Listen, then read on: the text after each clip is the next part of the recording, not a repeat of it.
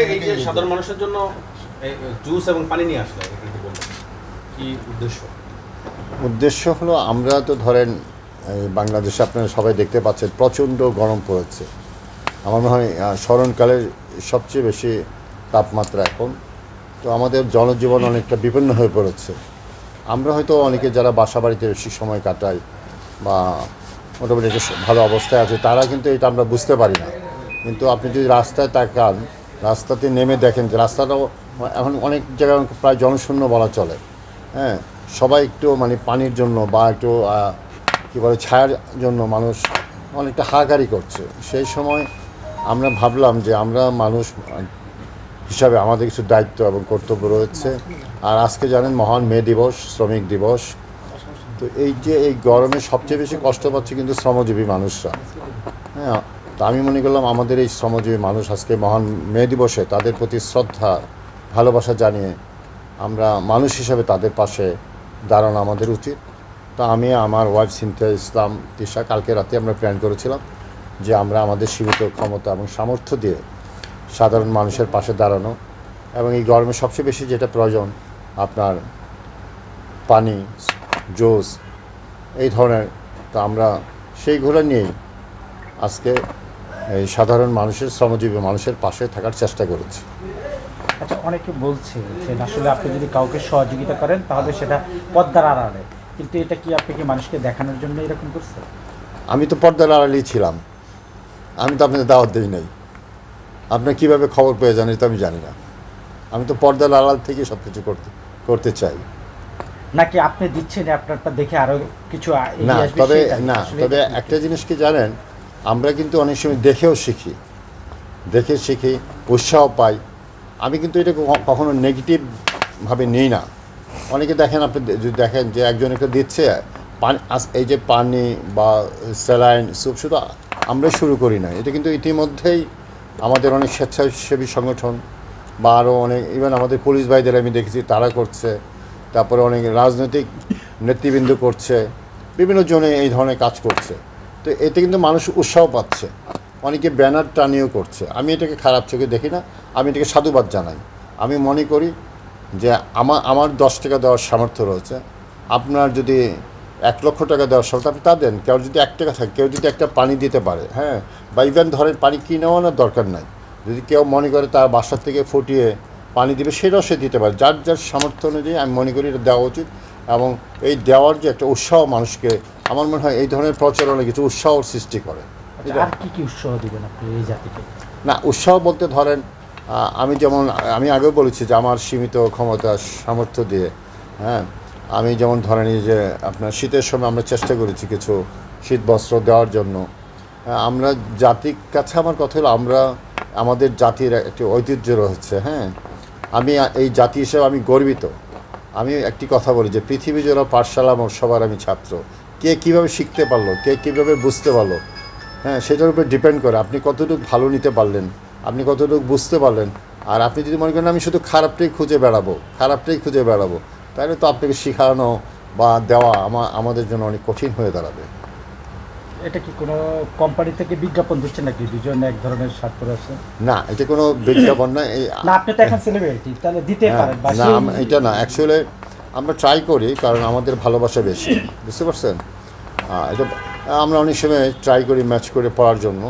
তো আমি ওই দিন কালকেই মানে ফেসবুকে লিখেছি যে আমি সবসময়, আপনি খেয়াল করবেন, আমি ফুল স্লিভ শার্ট।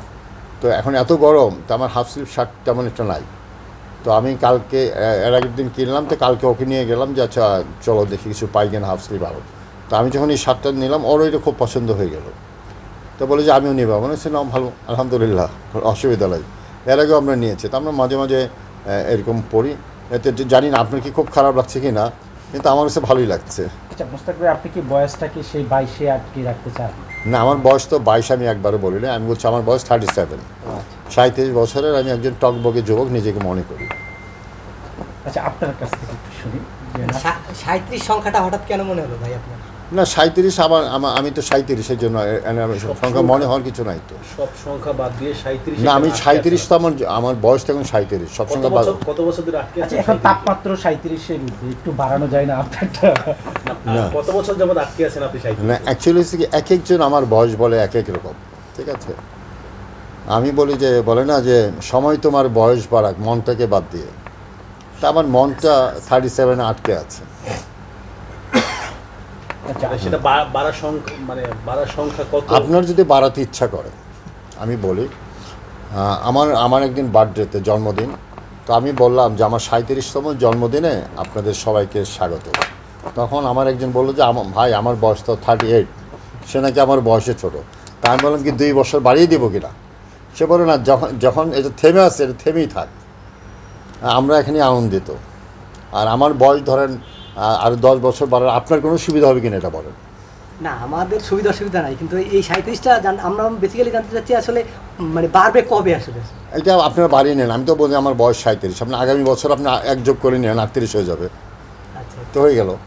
আচ্ছা আপনার কাছে একটু শুনি আমরা সব কিছু শেষে যে ধরেন এখন আজকে মনে হয় 37 বা 38 সেলসিয়াস তাপমাত্রা, এর ভিতরে আপনারা দেখলাম সাধারণ মানুষদের ভিতরে আপনারা জুস বিতরণ করছেন, তারপরে পানি বিতরণ করছেন, আসলে এই উদ্যোগটা কেন?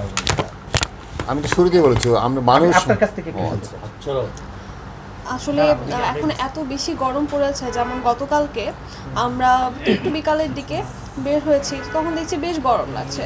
তখন দেখলাম যে রাস্তায় এত মানুষ যারা কষ্ট করে কাজ করছে, আমরা তো অনেকটা দেখা যাচ্ছে এসির নিচে বা ফ্যানের নিচে বসে থাকছি বা সেখানে কাজ করছি, কিন্তু যারা বাহিরে কাজ করে, যাদের বাহিরে কাজ করতে হয়, যেমন যারা রিক্সা চালাচ্ছে, ভ্যান চালাচ্ছে, সিএনজি চালাচ্ছে, কিংবা আরও অনেক কাজ করতে, তাদের তো অনেক কষ্ট হচ্ছে গরমের মধ্যে। আমরা চিন্তা করলাম যে আমাদের সীমিত স্বার্থের মধ্যে সবাইকে একটু সাহায্য করি। অনেকেই দেখলাম যে ফেসবুকে অনেকে পানি দিচ্ছে বা শরবত দিচ্ছে। আমরা চিন্তা করলাম ঠিক আছে আমরাও জুস দিই কালকে।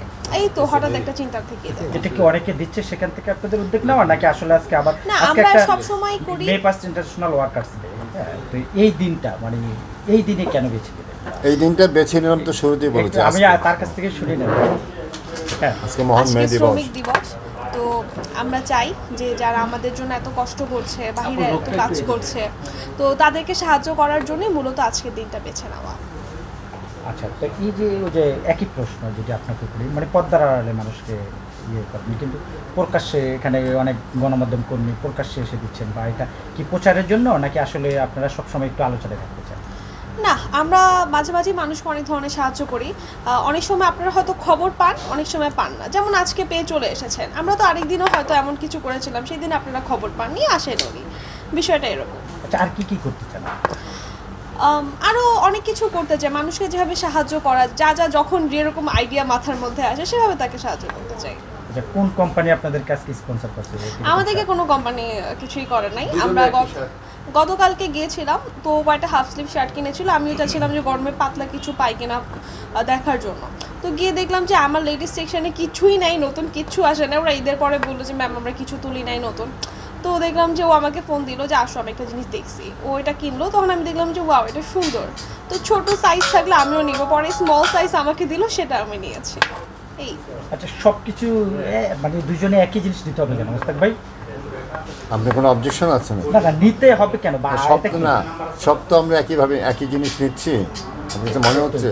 ইয়ে করে শেষ করে দিচ্ছে না, মানে আপনারা সব সময় মানে দুজনে একই ধরনের মানে আরে ভাই শোনেন, বলে যে যদি থাকে বন্ধুর মন গাং পার হইতে কতক্ষণ। হ্যাঁ, তা আমাদের এখানে বুড়িগঙ্গও আছে। হ্যাঁ, হ্যাঁ, তো আমাদের মনের এত মিল, হ্যাঁ, তো আমরা এই মনের মিল থেকে অনেক কিছু মানে আপনার মিল হয়ে যাচ্ছে। কোন গান হ্যাঁ। পাড়ি দিতে চান? হ্যাঁ, কোন গান পাড়ি দিতে চান? গাং, হ্যাঁ। এই যে বলুন, গান গান জীবনের গান। আচ্ছা আমরা একটু অন্য প্রসঙ্গে যাচ্ছি। হ্যাঁ ভাইয়া একটু অন্য দেশবাসীর প্রশ্ন। অপেক্ষায় আছে, আপনারা বাবা হতে যাচ্ছেন কবে? কিছু দেশবাসী সুখবর না না, আছে কিছুদিন কিনা আগে আমাকে বলেন। সোশ্যাল মিডিয়াতে একটি কন্টেন্ট ছড়িয়েছে যে কিং মুস্তাকের তিশা এবার মা হতে যাচ্ছে। বা আসলে আসলে- কন্টেন্ট নিয়ে আমি অনেক লম্বা হয়ে যাবে কথা। আমরা বিয়ে করেছি, আমরা মুসলমান, সকল কিছু মহান আল্লাহ তাআলার উপর নির্ভর করে। আমি সবসময় একটি কথা বলি, সকল কিছু মহান আল্লাহ তাআলার উপর নির্ভর করে। জীবনটাকে কিন্তু জীবনের একটি স্বাভাবিক প্রক্রিয়া আছে, হ্যাঁ, জীবনের মতো এগিয়ে যায়। তা আমাদের লাইফটাও আপনারা দোয়া করবেন, সেইভাবে এগিয়ে যাবেন ইনশাআল্লাহ। আচ্ছা মোস্তাক ভাই, ঈদ গেল, তো আপনি তো বলেছিলেন এর আগে শ্বশুরের কাছ থেকে ঈদের সালামি আপনি চেয়েছেন, তো এইবার ঈদে আপনাকে কি আপনার শ্বশুর কি সালামি কি দিয়েছেন? পেয়েছেন আপনি? আমি ওনার বিষয়ে কোনো মন্তব্য করব না। না, সালামি, ঈদের সালামি তো ছোট বড় সবাইকে সবাই আচ্ছা, দিতে পারে। আপনি তো সবকিছু নতুন কিছু সৃষ্টি করেন, সেটা আমরা শুরু থেকে যতদিন আপনাকে চিনি দেখি বা জাতীয় আপনার কাছ থেকে নতুন নতুন কোনো কিছু পাই, তাহলে এবার উল্টো হতে পারতো না, আপনি পাঠাতে পারতেন না? না, আমি বললাম না, ওই বিষয়ে আমি কোনো মন্তব্য না না, করব আপনি না। পাঠাইতে পারতেন না, মানে এটাও একটা নতুন একটা কিছু দেখা। বিষয় হলো কি, দেখার দৃষ্টিভঙ্গি। আমি আপনাকে এটা গিফট করলাম, আপনি এটা কীভাবে নিলেন? ঠিক আছে, গিফট যে কাউকে করতে পারে, এটা আমি মনে করি এটা করা ভালো, সুন্দর। তো আমি যদি আশঙ্কা করি যে আমি একটা কিছু আপনাকে দিলে সেটার মানে বিপরীত মানে প্রতিক্রিয়া হবে, সেখান থেকে নীরব থাকা ভালো, নিবৃত থাকা ভালো। তাহলে খন্দকার মোস্তাক সাহেব এখন নীরব। বাবার জায়গায় কি কবি এখন নীরব হ্যাঁ। এই প্রশ্নে। এই বিষয়টা একটু ক্লিয়ার করেন মোস্তাক ভাই, যে আমরা যে সোশ্যাল মিডিয়ায় শুনতে পেয়েছি যে আপনারা খুব দ্রুত দ্রুত বাবা হতে যাচ্ছে। না, আমি বললাম তো ধরেন আমরা বিয়ে করেছি, হ্যাঁ, তো বিয়ের একটা স্বাভাবিক জীবনের প্রক্রিয়া আছেন, আমি তো স্বাভাবিক প্রক্রিয়ার বাইরে না। তো স্বাভাবিক প্রক্রিয়া মহান আল্লাহ তাআলা আমাদের যা লিখে রাখছে তাই হবে, আপনি দোয়া করবেন, এই তো। মানে আমরা দোয়া করতেছি, দেশবাসীর সুখবরটা জানতে চাচ্ছে দেশবাসীর সুখবর যদি দোয়া করবে, সময়ের মতো পরিষ্কার হয়ে যাবে সব কিছু। পরবর্তীতে দেখা মানে যাবে সারপ্রাইজ হিসেবে রাখতে চাচ্ছেন, কাউকে জানাতে চাচ্ছেন না? বিষয়টা সারপ্রাইজের বিষয় না, বিষয়টা সারপ্রাইজের বিষয় না। আর আপনারা তো কন্টেন্ট খোঁজেন, Right. থাক না অনেক কিছু জীবনের কন্টেন্ট বাকি থাক। তা এখানে একটু যদি আপনি আজকে আমরা আসছি এখানে অ্যাকচুয়ালি আজকে বলেছি যে মহান মে দিবস, যারা আমাদের জীবনযাত্রাকে যারা সহজ করে, স্বাভাবিক রাখে, সেই শ্রমজীবী ভাইদের প্রতি শ্রদ্ধা এবং ভালোবাসা জানিয়ে তাদের পাশে দাঁড়ানোর জন্য আমরা এসেছি, এবং আমরা ওর মাঝে সীমাবদ্ধ থাকি।